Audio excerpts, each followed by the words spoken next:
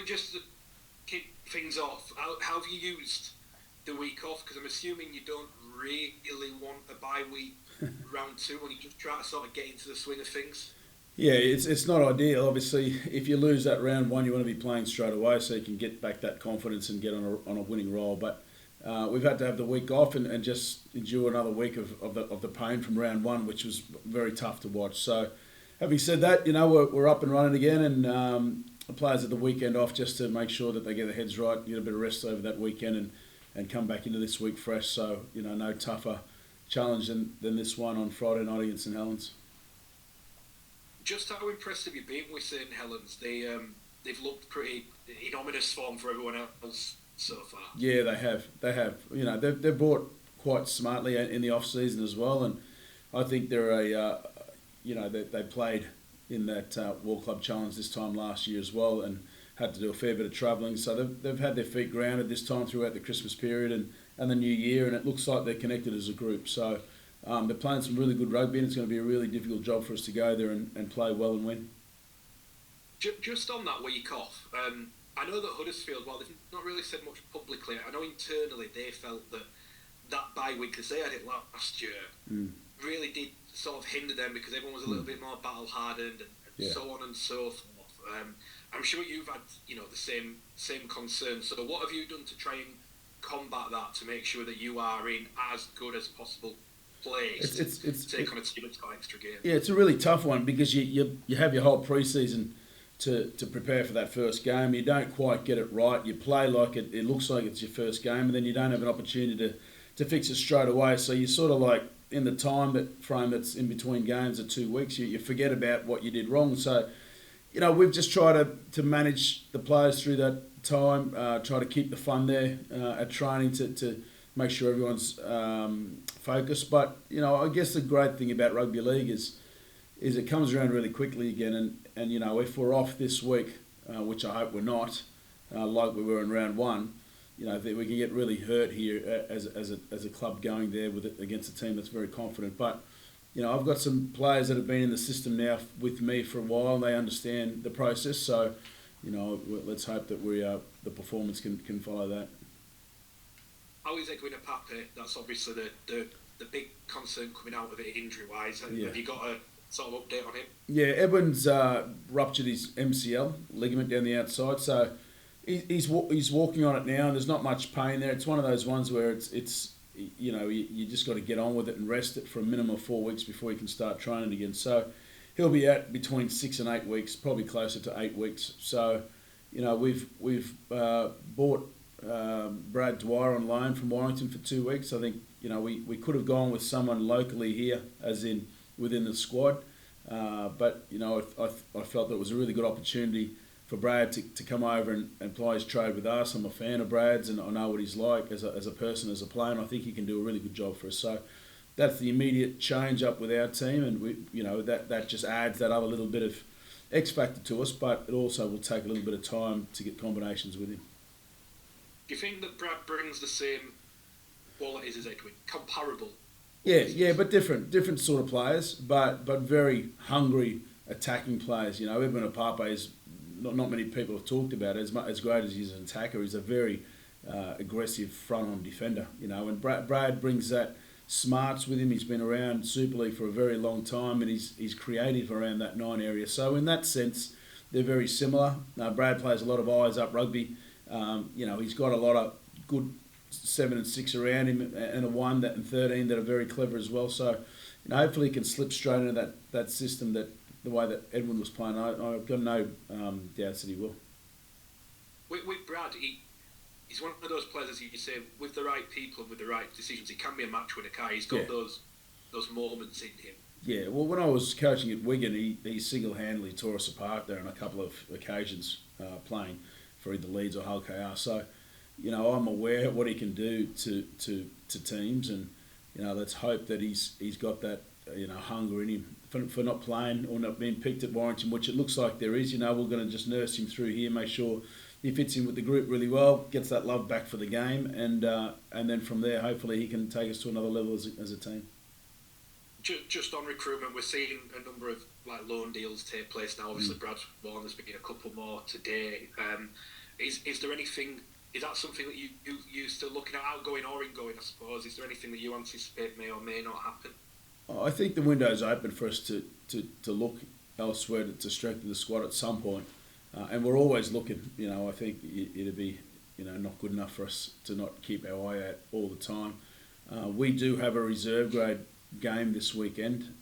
It's the first time we've had a reserve grade side for a very, very long time, and it's one that we needed as a club and as a squad. So a lot of my players that aren't playing in the 17 this weekend will be playing in that game on Sunday. So that gives us that next level for us as a club, trying to grow the club within and making sure that our players that aren't playing in the squad get some game time. So I'm looking forward to that as well, because some of those players are very close to being picked in the 17. So this will give them an opportunity to shine and put their best foot forward.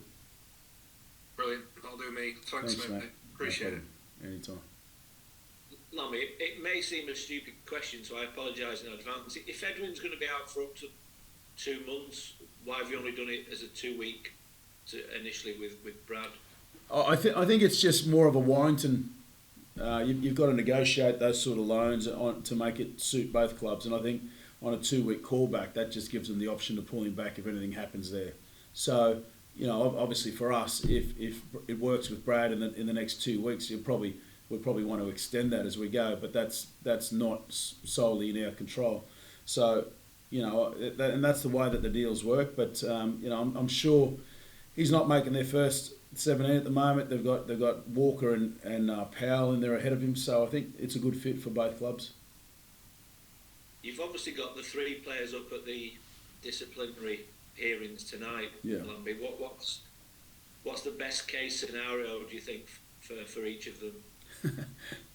The best case scenario is that all 3 play on Friday night for us. I know there's a lot of grey area around at the moment with the rulings and interpretations of rules in the RFL and everything else that's going on with that. So we feel really strongly that the 3 cases we got are cases that we can defend, and obviously that's why we're going up tonight. It's something that we feel with the small talk around town about it changing again, rules changing, and I think there might have been even a statement that's come out from the RFL, but we're going to defend our players. We think it's the right thing to do, not only for our player, but for the game and the sport.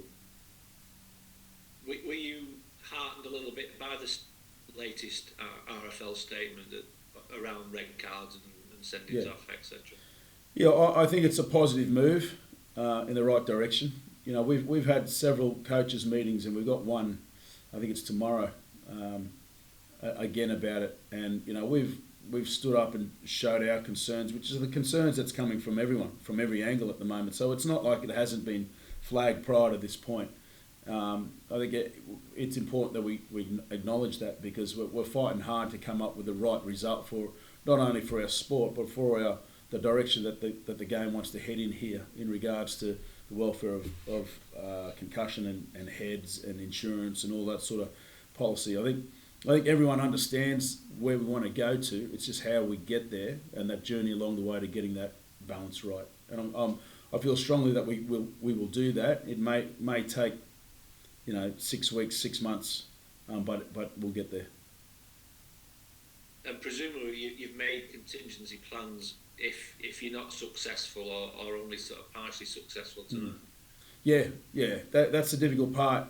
Again, it's been a real weird start. I mean, we're nearly 3 weeks into the season, and we've only played 1 game, and we've got 3 players on suspension, and Edwin Apape's out after 7 minutes of round 1. So it's been a lot of bumps along the road so far, and it's difficult to name a 17 when those 3 players may not play.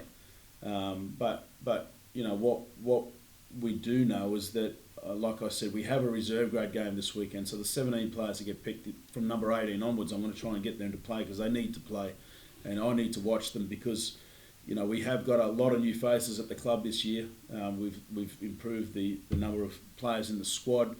I think there's 10 new faces here, so I need to see all of them play. It feels like 2 years ago when we were back in Championship with so many new faces there. So as successful as it was last year, that took time for us to get there, and I think we're in a similar position this year. I'm not going to judge our season on the first quarter of the season. I know it takes time to build combinations between players such as Matt Moylan and Frankie Holton, who are on the right-hand side. Brad Dwyer now coming in, and then you've got the likes of Owen Trout and who else have we brought in this year through that middle? Dan Norman. Frankie Holton from last season. Frankie Holton. You got the Baxters. You got Louis Wright, Louis. I was going to say Louis Armstrong there. Louis Brogan as well. So all these new faces, I need to see them play. Apart from Edwin, have you got any other injury concerns? Is Ollie Holmes in the reckoning? Ollie Holmes will be named in the 21 this week. So he's a chance of making that squad. So I'm looking forward to that. Thanks. Everyone else is good to go. Good. Hi, Lammy, hope you're well. Drew, how are you, mate? I'm always good, mate. Everything's pretty much been asked. Just one. Can you name any of your first team squad who will be playing in that reserves game this weekend? Everyone outside of the 18. So I've named 21, but I'm looking at trying to get them all to play this weekend. So that's against Rochdale at Lee Miners, I think. So if you're a Lee fan, get out to it. But I think more importantly, not in that 21 will be players like Keenan Brand, Yamila Hanley. Who else is there that may have played in the past? Tom Nisbet. The likes of those players will be playing in that. And how important is that for Lee to have this reserve grade rather than obviously just going out on dual registration all the time? Yeah, how important is it to have that? It's really important because one, we've had to sign players from the outside to build the numbers for that reserve grade side. So I'm looking forward to watching them play. And there may be some talent in there that puts their hand up to be considered for selection, not only in our squad but potentially in our 17. So that's exciting with that. But more importantly, I think the most important part is that the players are going to be playing every other week, every fortnight. So I think this is a friendly against Rochdale, and then next week I think it's round 1 versus Leeds, and then I think it's every fortnight after that. So the players usually wouldn't be playing if they're on loan, or a lot of them wouldn't be playing, but we're going to have the opportunity to keep them up to speed now, so it's going to be massive for us.